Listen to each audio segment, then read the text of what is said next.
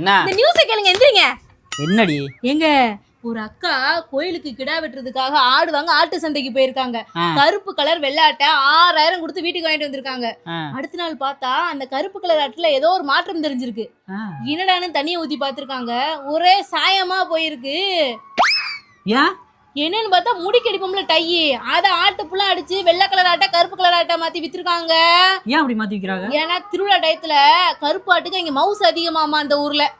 ஓஹோ, ஒரு அந்த அக்கா எவ்வளவு பாவம், ஒரு மனுஷன் எப்படியெல்லாம் ஏமாத்துறாங்க பத்திலாங்க, பாவம்ல அந்த அக்கா. ஆட்டுக்கே இவ்வளவு வருத்தப்படுறியே.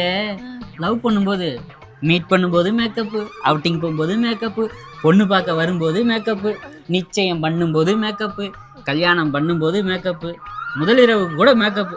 கடைசியா முதலிரவு முடிஞ்சு மூஞ்ச கழுவுனதுக்கு அப்புறம் தான் தெரியுது உண்மையான மூஞ்சி என்ன அப்படின்னு. 3வது நாள் மறுவீடு போகும்போது வீட்டை விட்டுட்டா வர முடியும்? வெங்க